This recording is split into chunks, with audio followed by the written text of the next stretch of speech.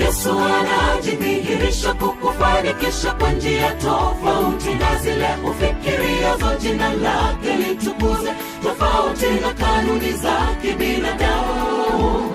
Ili Bwana atuvushe tunapokuwa amepanga, kwa sababu njia zake ni tofauti na si sawa na za kwetu. Anachohitaji ni utii. Yesu anajidhihirisha kukufanikisha kwa njia tofauti na zile ufikiriazo. Jina lake litukuze, tofauti na kanuni za kibinadamu.